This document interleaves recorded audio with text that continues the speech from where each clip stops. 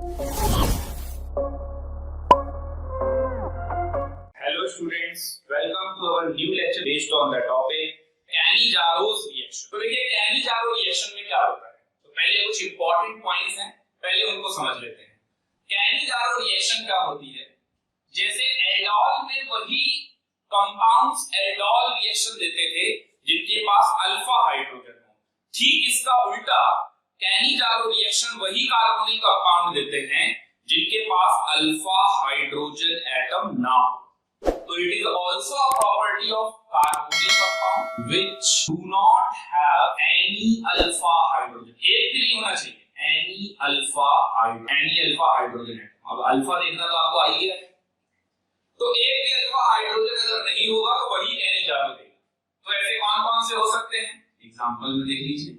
ऐसे कौन-कौन से कार्बोनिल कंपाउंड हो सकते हैं, ऐसा हो सकता है फॉर्मल्डिहाइड, ऐसा हो सकता है बेंजल्डिहाइड, ऐसा हो सकता है फ्यूरोनल्डिहाइड। तो फ्यूरॉन क्या होता है, ये इसको बोलते हैं फ्यूरॉन, और यहाँ पर लगा दीजिए CHO।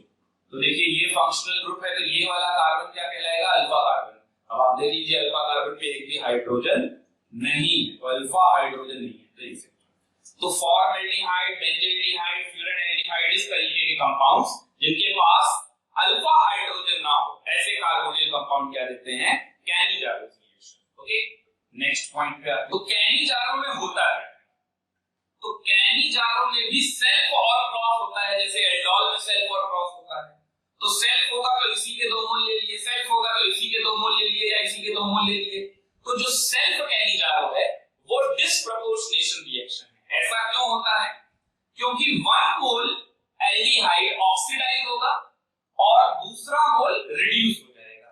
ओके, तो लिख लेंगे ये पॉइंट भी। तो अगर एल्डिहाइड का ऑक्सीडेशन होगा तो 1 mole aldehyde oxidises into acid, लेकिन यहां एसिड नहीं बनता, salt of carboxylic acid, while another mole, 2 mole लेंगे ना, another mole of aldehyde get reduces into, तो एल्डिहाइड रिड्यूस होकर किसमें जाएगा, अल्कोहल। यही होता है Cannizzaro। ओके, और इसीलिए इसको क्या बोला जाता है, सेल्फ Cannizzaro को, सेल्फ Cannizzaro। देखिए बार-बार मैं सेल्फ Cannizzaro क्यों बोल रहा हूं, क्योंकि सेल्फ Cannizzaro में सेम एल्डिहाइड होगा, और हमने डिस्प्रपोर्शनेशन में पढ़ा था कि डिस्प्रपोर्शनेशन रिएक्शन में सेम एलिमेंट, कंपाउंड के अंदर सेम एलिमेंट ऑक्सीडाइज भी होता है और रिड्यूस भी होता है, उसे बोलते हैं डिस्प्रपोर्शनेशन। अगर डिफरेंट एलिमेंट ऐसा कर रहे होंगे तो उसको हम रेडॉक्स बोल सकते हैं, लेकिन डिस्प्रपोर्शनेशन नहीं बोलेंगे। इसीलिए मैं बता रहा हूं आपसे कि सेल्फ Cannizzaro, कई लोग सीधा Cannizzaro बोल देते हैं, बट ये गलत है। Self Cannizzaro, self Cannizzaro reaction is disproportionation reaction.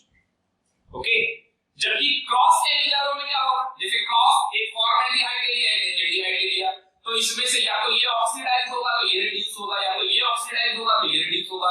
तो ये काम दोनों डिफरेंट कार्बन अपने अपने कंपाउंड में कर रहे हैं। तो क्रॉस Cannizzaro कभी भी डिस्प्रपोर्शनेशन नहीं हो सकता, तो वो क्या हो सकता है, रेडॉक्स हो सकता है, क्योंकि उसमें ऑक्सीडेशन एंड रिडक्शन दोनों है। ओके, तो अगला पॉइंट भी लिख लेंगे, क्रॉस Cannizzaro, क्योंकि मैं आपको एल्डोल पढ़ा चुका हूं तो अभी आपको ये सारी बातें समझ में आ गई। तो cross Cannizzaro is a redox reaction। अब ये रिएक्शन किसकी प्रेजेंस में होती है, तो this reaction occurs in concentrate alkali like NaOH और KOH। स्ट्रॉन्ग बेस होता है, तो स्ट्रॉन्ग बेस के साथ ये रिएक्शन होती है। ओके, तो कंसंट्रेटेड NaOH या KOH के साथ आपको ये रिएक्शन करनी है। इतने पॉइंट सफिशिएंट हैं Cannizzaro को इनिशियली समझने के लिए। अब मैं सीधा रिएक्शन बताता हूं आपको, तो अब चलिए रिएक्शन में चलते हैं। तो फॉर्मल्डिहाइड के 2 मोल ले और साथ में कंसंट्रेटेड NaOH या फिर कंसंट्रेटेड KOH। अपने को तो मतलब सिर्फ बेस से है, यानी OH माइनस से है। ओके, तो OH माइनस से अपने को सिर्फ मतलब है। अब आप देखिए यहां पर क्या होगा, 1 मोल एल्डिहाइड ऑक्सीडाइज होगा, तो ऑक्सीडाइज होकर क्या बनाएगा, एसिड, लेकिन मैंने बताया एसिड नहीं बनता बल्कि सॉल्ट ऑफ कार्बोक्सिलिक एसिड बनता है। तो सॉल्ट किसका होगा? HCOO minus. अगर यहाँ Na है तो यहाँ Na लगा दीजिए, अगर A है तो A लगा दीजिए। तो जैसे HCOO Na या फिर HCOOK, ओके, ये बन जाएगा। और साथ में दूसरा मोल क्या होगा? रिड्यूस। तो एक कार्बन का अल्कोहल क्या होता है? Methyl alcohol. तो देखिए यहां पर क्या हुआ? ऑक्सीडेशन, ऑक्सीडेशन, ओके, यहां पर ऑक्सीडेशन हुआ। और यहां वाले पर क्या हो रहा है? यहां वाले पर हो रहा है रिडक्शन। अब आप खुद समझ रहा है, अगर वही ये इसका मतलब अलग अलग लिखिए, इसका मतलब है तो दो मोल ना, तो सेम एटम सेम कंपाउंड में सेम एटम ऑक्सीडाइज भी हो रहा है, रिड्यूस भी हो रहा है, so it is called this. अब जरा इसकी मैकेनिज्म भी देख लेते हैं, और फिर जैसे एल्कोहल में पढ़ा था हमने रेट, ऑर्डर, काइनेटिक्स, वैसे ये सारी भी देखने हैं। तो चलिए देखते हैं, नेक्स्ट स्टडी डाल देंगे इसी में आगे मैकेनिज्म। तो अब आखिर ये हुआ कैसे? बता तो दिया मैंने आपको, एक ऑक्सीडाइज हुआ, एक रिड्यूस हुआ, बट कैसे हो पाया? तो इस मैकेनिज्म के लिए चलते हैं। तो सबसे पहले स्टेप नंबर 1 पे आते हैं। स्टेप नंबर 1 में देखिए क्या हो रहा है, फॉर्मल्डिहाइड और साथ में आएगा OH माइनस। फॉर्मल्डिहाइड और OH माइनस ये रिवर्सिबल स्टेप होता है। फॉर्मल्डिहाइड और OH माइनस आपस में लिखते हैं। तो देखिए यहां पर इसके पास अल्फा हाइड्रोजन तो है नहीं। अगर अल्फा हाइड्रोजन होता तो एल्कोहल की तरह वो एसिडिक हाइड्रोजन इसको मिल जाता, तो वाटर निकल जाता। अब यहां पर नहीं है, तो ये OH माइनस किसकी तरह काम करेगा? Act as nucleophile. तो ये न्यूक्लियोफाइल की तरह काम करेगा। तो न्यूक्लियोफाइल की तरह अगर काम करेगा तो न्यूक्लियोफाइल में ये न्यूक्लियोफाइल कहां अटैक करेगा? कार्बोनिल कार्बन पे। तो कार्बोनिल कार्बन पे अटैक करेगा तो ये डबल बॉन्ड टूट जाएगा, यानी ये क्या बन जाएगा? HCO माइनस, यहां पर H और यहां पर OH। इसको मैं बोल देता हूं एनायन। ये एनायन बन जाएगा, ओके। अगर बहुत स्ट्रॉन्ग बेस होगा तो आगे ये वाला H भी टूट जाएगा और इसी तरीके से लग जाएगा। वो कैसे? अगर और ज्यादा basic medium concentrate very high basic है, हाईली कंसंट्रेटेड है, तो क्या होगा? हाई कंसंट्रेशन पे ये वाला H भी टूट जाएगा और यहां पर इस तरीके से, और ये H और OH मिलकर क्या बना देंगे? वाटर। हालांकि मुझे अभी जेईई में और नीट के सिलेबस तक में ऐसी कोई जरूरत नहीं है। एडवांस में ये वाला पॉइंट थोड़ा समझने लायक है, तो अभी मैं इसको स्किप कर रहा हूं, यहीं से समझते हैं, उस पे नहीं जा रहा हूं, ओके। तो एनायन बन गया। अब आते हैं अगले स्टेप। तो स्टेप नंबर 2। स्टेप नंबर 2 क्या है? तो स्टेप नंबर 2 में ये जो मेरा एनायन है, इसकी रिएक्शन कराएंगे दूसरे मोल एल्डिहाइड से। एनायन की रिएक्शन होगी दूसरे मोल एल्डिहाइड से, ओके। अब जब एनायन की रिएक्शन दूसरे मोल के एल्डिहाइड से होगी, तो देखिए यहां पर क्या है? O पे माइनस। O पे माइनस है तो वो रेजोनेंस करेगा। रेजोनेंस किस टाइप का? ये lone pair of an atom to a bond, तो ये कार्बन तो पेंटावैलेंट हो जाएगा। तो ये वाला जो हाइड्रोजन है, चाहे ये लो या ये वाला हाइड्रोजन यहां से निकलेगा और निकलकर कहां पहुंच जाएगा? इस पे। तो इस पे तो वही अटैक करता है जो न्यूक्लियोफाइल हो। तो आप सोचिए, जब यहां lone pair of an atom to a bond लगाएंगे तो ये जब टूटेगा तो H पे डेल नेगेटिव आएगा कि नहीं आएगा? तो H वाले पे डेल नेगेटिव आ जाएगा, तो ये डेल नेगेटिव यानी न्यूक्लियोफाइल, एज अ न्यूक्लियोफाइल ये यहां पर अटैक करेगा। लेकिन आप कभी भी ये मेंशन नहीं करोगे कि हाइड्राइड आयन बना, क्योंकि इसका कोई प्रूफ नहीं है कि हाइड्राइड आयन बनता है, यानी ऐसी कोई रिएक्शन भी नहीं है जो ये कंफर्म कर सके कि हाइड्राइड आयन बनता है। तो हाइड्राइड आयन इसमें नहीं बनता है, तो बनता तो ये एनायन है, और ये एनायन में आपस में रेजोनेंस होता है, जिससे ये हाइड्रोजन एटम उधर शिफ्ट हो जाता है, ओके। तो ये हाइड्रोजन एटम जब यहां शिफ्ट हो जाएगा तो क्या बन जाएगा? HC डबल बॉन्ड OH, ये तो फॉर्मिक एसिड बन गया, और साथ में इस वाले कार्बन पर ये H लग गया। ये हुआ दूसरा स्टेप, ओके। और अब वहां पे भी कर सकते हैं, मैं अलग से बता देता हूं इसका तीसरा स्टेप। तो स्टेप नंबर 3, अब क्या होगा? अब ये HCOOH में फॉर्मिक एसिड में एसिडिक है, और फॉर्मिक एसिड एसिडिक क्यों है बता सकते हो आप लोग? कोई भी एसिड को एसिडिक बोला जाता है तो इसका क्या मतलब होता है कि वो अपना H+ आयन दे सकता है, देने की टेंडेंसी है H+ आयन। तो ये अपना फॉर्मिक एसिड अपना H+ आयन दे देगा तो ये माइनस और यहाँ पर प्लस आ जाएगा और ये H+ आयन किसको मिल जाएगा? इसको मिल जाएगा। तो ये बन जाएगा फॉर्मेट आयन और साथ में बन जाएगा मिथाइल एल्कोहल, मिथाइल एल्कोहल और फॉर्मेट आयन। अब अगर आपने यहाँ पर NaOH ले रखा होगा तो यहाँ Na लग जाएगा, यहाँ KOH ले रखा होगा तो यहाँ K+ लग जाएगा, यानी कि HCOO माइनस Na+ के साथ मिलकर HCOO Na बना देते हैं, सोडियम फॉर्मेट। ओके, तो ये है इसकी मैकेनिज्म। अब मैकेनिज्म तो आपने समझ ली, ओके, बट मैकेनिज्म के बाद अगर आपको काइनेटिक्स पे जाना है, अगर ऑर्गेनिक में फिजिकल केमिस्ट्री लगानी है तो स्लो स्टेप फास्ट स्टेप का पता होना बहुत जरूरी है। तो देखिए एनायन का अटैक एल्डिहाइड पे जो होता है वही होता है स्लो स्टेप, सबसे स्लो स्टेप यही है, यानी ये हमारा क्या है? Rate determining step, RDS, rate determining step. यानी रिएक्शन का रेट किस पर डिपेंड करेगा? इस वाले स्टेप पर डिपेंड करेगा। ओके, इसमें स्टेप नंबर 1 क्या था? तो ये न्यूक्लियोफाइल इस पर अटैक कर रहा है तो स्टेप नंबर 1 को आप क्या बोलोगे? न्यूक्लियोफिलिक एडिशन रिएक्शन लिख लेंगे। तो स्टेप नंबर 1 है nucleophilic addition reaction. Okay, step number 2 क्या है? तो यहां हुआ रेजोनेंस और ये ग्रुप इसके ऊपर अटैक किया, कार्बोनिल कार्बन पे अगर कोई अटैक करता है तो वो न्यूक्लियोफाइल अटैक करता है, तो ये भी हो गया न्यूक्लियोफिलिक एडिशन। और ये लास्ट में अगर आप इसको भी स्टेप नंबर 3 गिन रहे हैं, हालांकि होता क्या है ये H तुरंत लग जाएगा उस पे, इसके लिए कोई स्टेप बनाने की जरूरत नहीं है, फिर भी अगर आप यहां से एक नया स्टेप समझना चाहते हैं तो ये क्या हो गया? ये एसिड है, इसने अपना H+ आयन दिया तो ये क्या हो गया? बेस। ये अगर एक्ट कर रहा है, एक्ट एज एसिड, तो ये किसकी तरह एक्ट कर रहा है? Act as a base.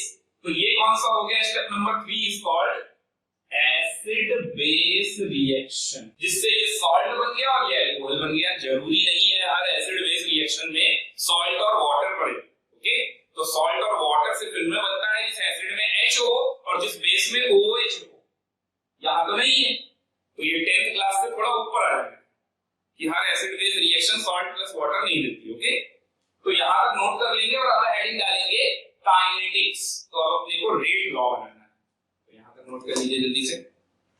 तो काइनेटिक्स क्या है? रिएक्शन का रेट डायरेक्टली प्रोपोर्शनल है रेट डिटरमाइनिंग स्टेप की, और रेट डिटरमाइनिंग स्टेप यानी कि slow step, second step, step number 2। Okay, तो rate R is equal to K, R is equal to K formaldehyde का कंसंट्रेशन एक्टिव मास, और दूसरा anion. आप चाहो तो एल्डिहाइड और एनायन भी लिख सकते हो, और जब मैंने इधर वाला एल्डिहाइड लिख दिया है तो मैं इधर भी लिख ही दे रहा हूं, एनायन पूरा बना दे रहा हूं।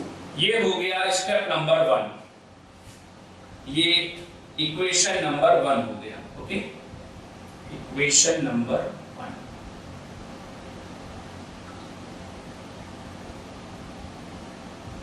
इसको मार्क कर लेंगे।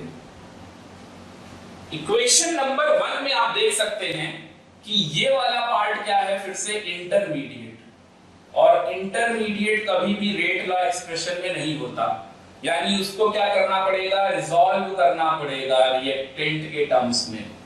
तो अब अगर इसको रिजॉल्व करना पड़ेगा रिएक्टेंट के टर्म में, तो जरा ऊपर वाले स्टेप पे जाइए, और ऊपर वाले स्टेप से आप क्या लिख सकते हैं? K equilibrium is equal to,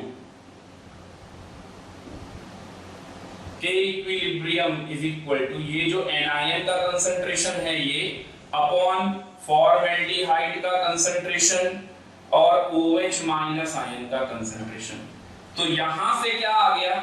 यहां से आया कि ये जो एनायन है HCO माइनस, HCOH माइनस, इसकी जगह पर हम लिख सकते हैं K इक्विलिब्रियम इनटू फॉर्मल्डिहाइड का active mass into OH minus का एक्टिव मास। ओके, इसको लेट कर लेंगे इक्वेशन नंबर 2। तो अब आप देखिए इक्वेशन नंबर 2 में ये जो एनायन है, इसको मैं बोल दे रहा हूं एनायन, ओके, ताकि बोलना आसान रहे। ये एनायन के कंसंट्रेशन की जगह पर स्टेप इक्वेशन नंबर 1 में ये पूरा स्टेप 2 लगा सकते हैं, ये वाला। तो नया रेट लॉ एक्सप्रेशन बन जाएगा, और वो रेट लॉ क्या बनेगा, R = K फॉर्मेल्डिहाइड, ऐसे लिख दे रहा हूं फॉर्मेल्डिहाइड। अच्छा, फॉर्मेल्डिहाइड यहां पर भी और फॉर्मेल्डिहाइड यहां पर भी, तो फॉर्मेल्डिहाइड के कंसंट्रेशन की पावर क्या हो जाएगा 2 active mass into K equilibrium, ये वाला भी है, और साथ में OH माइनस आयन कंसंट्रेशन भी है। तो ये क्या बन गया K डैश, नया रेट कांस्टेंट, ओके। और ये बन गया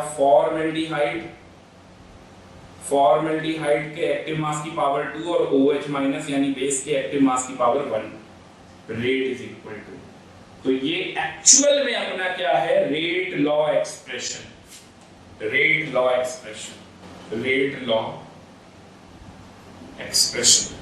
एक्चुअल क्यों है, क्योंकि इसको रेट लॉ अगर बता रहे हो तो गलत है, तो एक्चुअल में ये रेट लॉ एक्सप्रेशन। अब आप देख लो, रेट लॉ एक्सप्रेशन से ही हम ऑर्डर लिखते हैं। तो पहला point, order with respect to aldehyde, वो कितना हो गया 2। दूसरा पॉइंट की order with respect to base का मतलब NaOH KOH, तो वो कितना हो गया 1। और अगर बात की जाए ओवरऑल ऑर्डर ऑफ रिएक्शन, तो वो कितना हो जाएगा 3। तो थर्ड ऑर्डर काइनेटिक्स को फॉलो करता है, ओके, नोट कर लेंगे यहां तक। और अब एक क्वेश्चन लिखेंगे, इन Cannizaro's reaction, if the molar concentration of formaldehyde as well as NaOH, in Cannizaro's reaction, if the molar concentration of formaldehyde as well as NaOH both get doubled, what will be the effect on its new rate? ऐसा ही question मैंने aldol में भी पूछा था। चलिए जल्दी से solve करके बताइए, तो क्या इफेक्ट पड़ेगा। जी हाँ, आप बिल्कुल सही हैं, 8 टाइम्स। जिनका आंसर आ गया है 8 टाइम्स, तो बिल्कुल सही है, 8 गुना बढ़ जाएगा। वो कैसे, क्योंकि एल्डिहाइड में अगर कंसंट्रेशन डबल करेंगे तो 2 की पावर 2, और बेस में अगर कंसंट्रेशन डबल करेंगे तो 2 की पावर 1 यानी 2 की पावर 3, तो कितना आ गया 8 आ गया। A new rate R dash = 8R। जिनको नहीं समझ में आया वो एल्डोल में भी यही वाला क्वेश्चन मैंने बताया है, उससे देख सकते हैं, ओके, नोट कर लिया यहां तक। तो ये था हमारा कैनिजारोस रिएक्शन। अब कैनिजारो रिएक्शन में एक इंपॉर्टेंट पॉइंट और है, नोट करके लिख लेंगे। कुछ ऐसे एल्डिहाइड भी हैं जिनके पास अल्फा हाइड्रोजन नहीं होता है, फिर भी वो कैनिजारो रिएक्शन नहीं देते, तो इस पॉइंट को भी मेंशन कर लेंगे। तो नोट करके ये पॉइंट जरूर मेंशन करेंगे।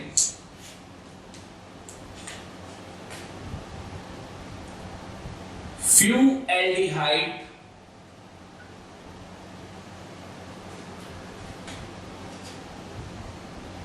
do not give Cannizaro's reaction, although they don't have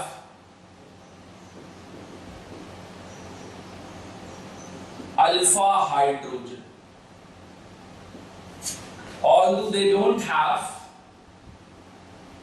alpha hydrogen. तो ऐसा कौन सा है जिसके पास अल्फा हाइड्रोजन नहीं है, एल्डिहाइड है, और फिर भी वो कैनिजारो नहीं दे रहा। तो ये तो जो हम लोगों ने स्टार्टिंग में पढ़ा था कि वो एल्डिहाइड जिनके पास अल्फा हाइड्रोजन ना हो वो कैनिजारो देते हैं, तो वो एल्डिहाइड जिनके पास अल्फा हाइड्रोजन ना हो वो भी कुछ ऐसे हैं जो कैनिजारो नहीं देते। तो जरा जान लेते हैं ऐसे कौन कौन से हैं भाई। तो ऐसे में आएगा क्लोरीन, CCl3 CHO, एक तो ये है, ओके। और कौन सा नहीं देता, और जैसे अब ऐसे तो बहुत सारे बन सकते हैं, मैं आपको कॉन्सेप्ट बता देता हूं। जैसे आप बेंजल्डिहाइड ले लो पहले तो, और इस बेंजल्डिहाइड के पैरा पोजीशन पे आप OH लगा दो, एक ये कंपाउंड हो जाएगा। या फिर आप बेंजल्डिहाइड के पैरा पोजीशन पे जाकर कोई भी strong plus I plus M का ग्रुप लगा दो, जैसे O माइनस, जैसे कि NH माइनस। कोई भी अगर आप strong plus I plus M का ग्रुप लगाते हो तो सभी कैनी-जारोज रिएक्शन नहीं देंगे। ये बहुत इंपॉर्टेंट पॉइंट है, खास करके ये एडवांस पॉइंट ऑफ व्यू से बहुत ज्यादा इंपॉर्टेंट है। जेईई एडवांस में बहुत ज्यादा इस पे फोकस किया जा सकता है, इससे क्वेश्चन भी बन सकते हैं। तो देखिए मैं पहले वाले का रीजन बता देता हूं, क्लोरल आखिर क्यों नहीं देता। देखिए आप फंक्शनल ग्रुप है, ये अल्फा कार्बन है, अल्फा कार्बन है बट अल्फा हाइड्रोजन नहीं है, फिर भी नहीं दे रहा। तो CCl3 CHO, इसके पास अल्फा कार्बन तो है, अल्फा हाइड्रोजन नहीं है, लेकिन ये कैनी-जारो नहीं दे रहा। क्यों नहीं दे रहा चलिए देखते हैं। इसकी रिएक्शन कैनी-जारो की तरह कराइए, खुद ही समझ में आ जाएगा। तो कैनी-जारो में OH माइनस क्या करता था बताइए आप, OH माइनस कार्बोनिल कार्बन पे अटैक करता था, सही बात है। तो OH माइनस कार्बोनिल कार्बन पे अटैक करता था, जरा करा दीजिए कार्बोनिल कार्बन पे अटैक, तो ये ब्रेक हो जाएगा इधर से। ओके, तो देखिए क्या बन गया, ये CCl3 हो गया और यहां पर CO माइनस हो गया, यहां H हो गया और यहां OH हो गया, बन गया ना आपका एनाइन। अब क्या होता था कैनी-जारो में, उसके बाद ये रेजोनेंस करता था और ये दूसरे मोल पे अटैक करता था। तो चलिए रेजोनेंस कराते हैं। अब जैसे ही आप रेजोनेंस कराओगे तो इसके हटने की टेंडेंसी है, लीविंग टेंडेंसी इसकी है, इसकी नहीं, ये हट जाएगा, लीविंग टेंडेंसी इसकी है। और ये क्या बना देगा तो वो मैं आपको बता देता हूं, ये बना देगा CCl3 माइनस और साथ में बन जाएगा HC double bond OH formic acid. अब सोचिए अगर ये आपस में रिएक्शन कर जाएंगे तो ये क्या बना सकते हैं, या तो ये ब्रेक होकर ऐसे ही बना ले, और या तो फिर ये H प्लस आयन टूट कर इसको मिल जाएगा तो क्या बना लेगा, क्लोरोफॉर्म, और साथ में HC डबल O माइनस, तो ये पूरा ही ब्रेक हो गया इस वजह से। तो CCl3 माइनस निकल जाता है, टूट जाता है, इस वजह से कैनी-जारो नहीं दे पाया। अब देखिए कैनी-जारो तो कुछ हुआ ही नहीं। ओके, तो पहले वाले का तो रीजन मैंने ये बताया। अब दूसरे वाले में आते हैं, इसकी भी बात कर लेते हैं। इन सब का रीजन सही है, इन सब का रीजन क्या है देखिए वो बताता हूं।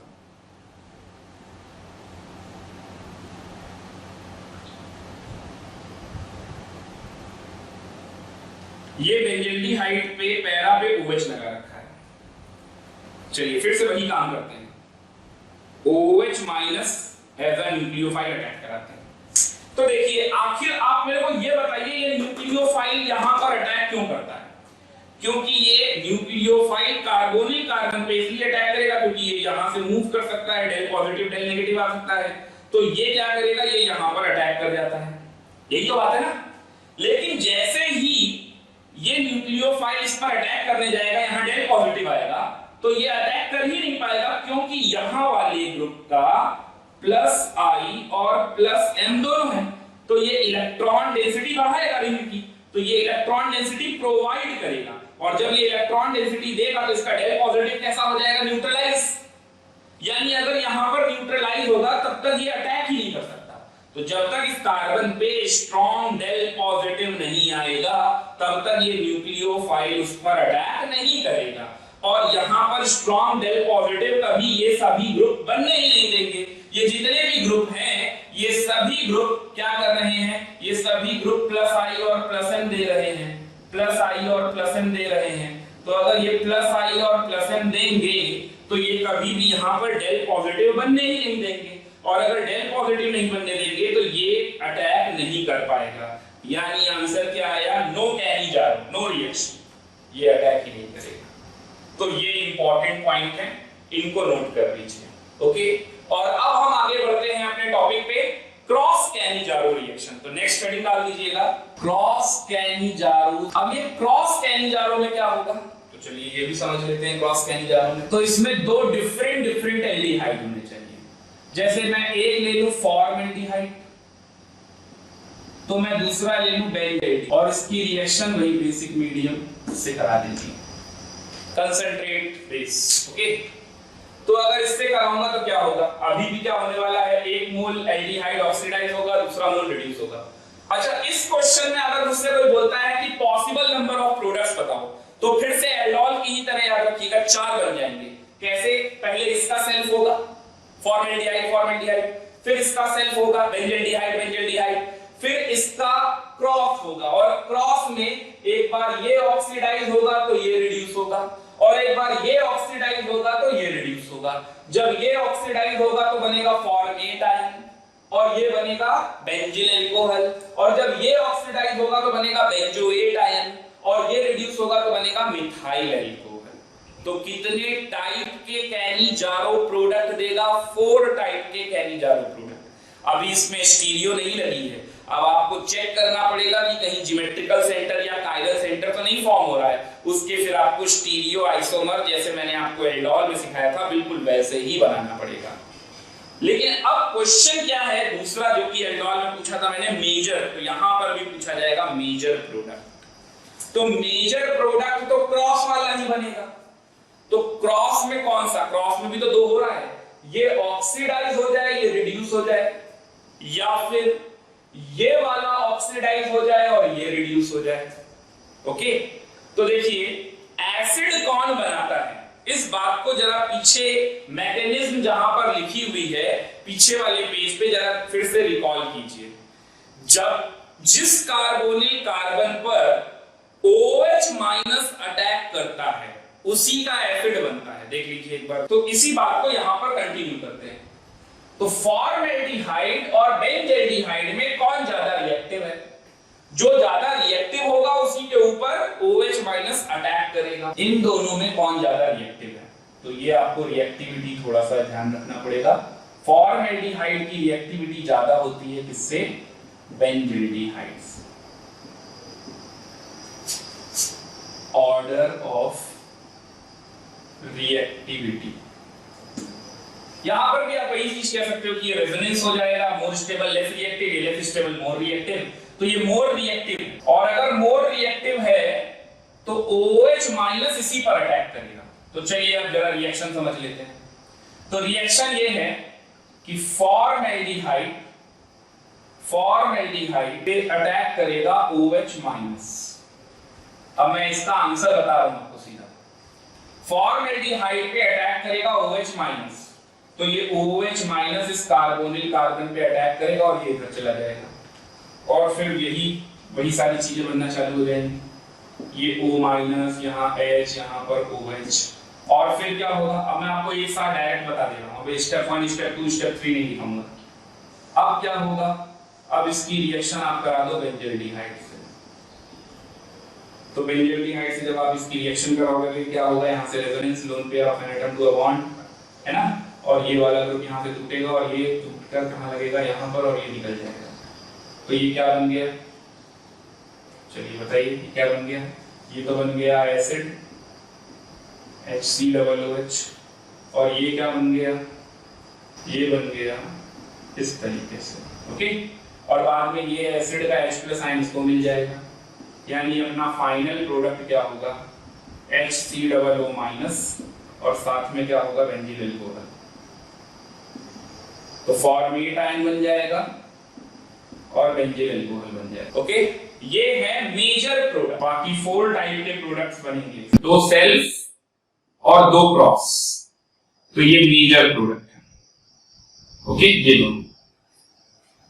अब आप देख सकते हो यहां पर, बताओ ऑक्सीडेशन इस वाले कार्बन का हुआ है ना, और वो भी फॉर्मेल्डिहाइड में, और रिडक्शन किसका हुआ है, इस वाले कार्बन का, जो कि वो सेम कंपाउंड फॉर्मेल्डिहाइड में नहीं दूसरे कंपाउंड में है। तो ये कैसा है, डिस्प्रपोर्शनेशन नहीं, ये कैसा होगा, ओनली रेडॉक्स। ठीक है, तो नोट करके लिख लीजिएगा, it is a redox reaction, not disproportionation, not a disproportionation.